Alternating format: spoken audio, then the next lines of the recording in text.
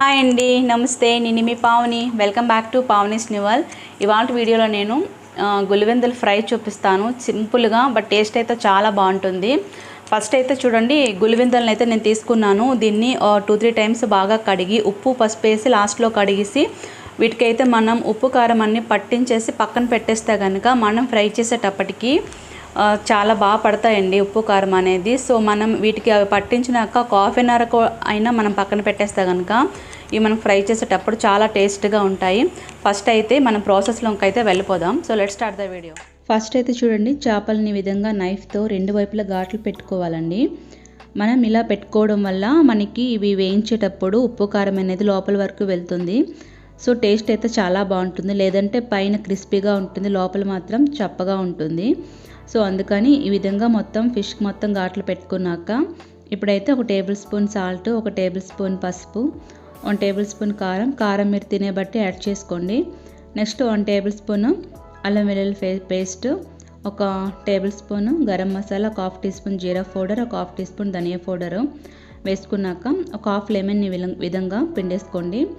ఇలా వాటర్ వేయకుండా ఈ లెమన్ జ్యూస్తోనే మనం దీన్ని మిక్స్ చేసుకోవాలి.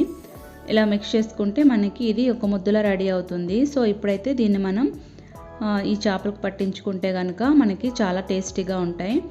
ఈ ప్రాసెస్లో కనుక మనం చేస్తే ఫిష్ అనేది కరెక్ట్గా ఫ్రై అవుతుంది, టేస్ట్ కూడా అంతే బాగుంటుందండి. సో ఇలా మొత్తం అన్నింటికి పట్టించుకున్నాక ఒక 15 మినిట్స్ పక్కన పెట్టేస్తే ఉప్పు కారం అనేది పర్ఫెక్ట్గా పడతాయి.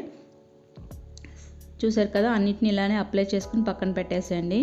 నెక్స్ట్ అయితే స్టవ్ మీద కడాయి పెట్టుకొని, ఇలా వెడల్పుగానే కడాయి పెట్టుకోండి. అందులో 3 or 4 టేబుల్ స్పూన్స్ ఆయిల్ వేసుకొని ఒక్కొక్క చేపని వేసుకొని మీడియం ఫ్లేమ్ పెట్టి జాగ్రత్తగా కుక్ చేసుకుంటే కనుక క్రిస్పీగా మనకి ఇవి కుక్ అవుతాయండి. చాలా టేస్ట్గా ఉంటాయి. ఈ ప్రాసెస్లో అయితే ఒకసారి ట్రై చేసి చూడండి.